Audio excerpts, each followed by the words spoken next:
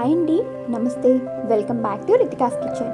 ఈరోజు వీడియోలో చికెన్ ఫ్రైని చాలా ఈజీగా టేస్టీగా ఎలా తయారు చేయాలో చూపించబోతున్నానండి. ఒకసారి ఇలా చేశారంటే ఫస్ట్ టైం చేసేవాళ్ళు కూడా చాలా రుచిగా తయారు చేసుకోగలరు. సో ఇక లేట్ చేయకుండా ఈ రెసిపీ ఎలా తయారు చేయాలో ఇప్పుడు చూసేద్దాం. ఇందుకోసం ముందుగా నేను 3/4 కిలో చికెన్ తీసుకొని దాన్ని నీట్గా 2-3 సార్లు వాష్ చేసుకొని ఇలా చిల్లుల గిన్నెలో వేసుకున్నాను. అలాగే ఈ చికెన్ ఫ్రై కోసం ఇలా మీడియం సైజులో చికెన్ పీసెస్ కట్ చేసుకోవాలి. నెక్స్ట్ ఒక కడాయి తీసుకొని ఈ చికెన్ అంతా అందులో వేసుకోవాలి.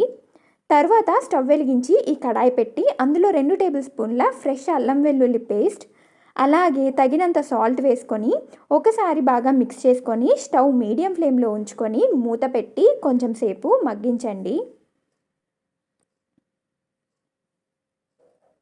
కొంచెం సేపు మగ్గిన తర్వాత చికెన్ నుండి ఈ విధంగా వాటర్ రావడం స్టార్ట్ అవుతుంది.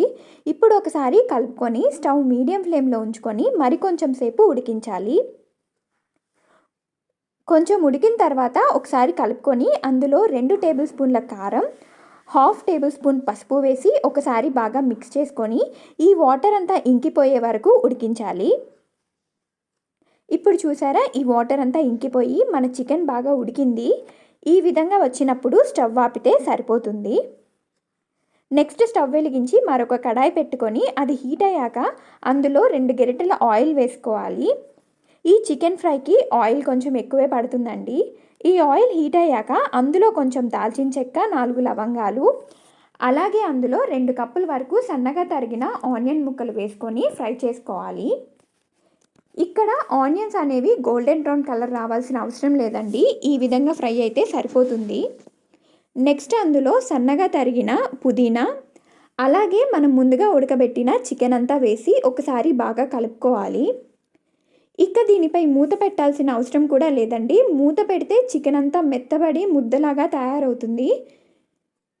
నెక్స్ట్ స్టవ్ని మీడియం టు హై ఫ్లేమ్లో అడ్జస్ట్ చేసుకుంటూ మధ్య మధ్యలో కలుపుతూ ఈ చికెన్ అడుగంటుకోకుండా ఫ్రై చేయాలి. తర్వాత అందులో 4 పచ్చిమిర్చీలు ఇలా నిలువుగా కట్ చేసి వేసుకొని ఫ్రై చేసుకోవాలి. ఇలా మధ్య మధ్యలో కలుపుకుంటూ చికెన్ అడుగంటకుండా ఫ్రై చేసుకోవాలి.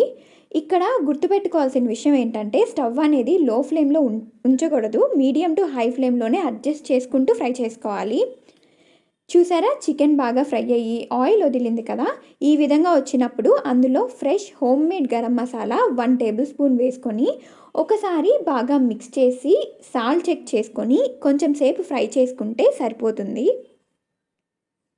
చివరగా అందులో కొంచెం కొత్తిమీర చల్లుకొని ఒకసారి బాగా కలుపుకొని స్టవ్ ఆపితే మన గుమ్మగుమ్మలాడే చికెన్ ఫ్రై రెడీ.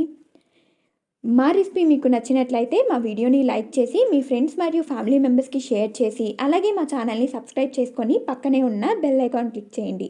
ఇలా చేయడం వలన మేము ఏ వీడియో అప్లోడ్ చేసినా అది మీకు వెంటనే నోటిఫికేషన్ వస్తుంది. ఈ రెసిపీ మీరు ట్రై చేసి ఉంటే ఎలా వచ్చింది అనేది నాకు కామెంట్ సెక్షన్లో మెన్షన్ చేయండి.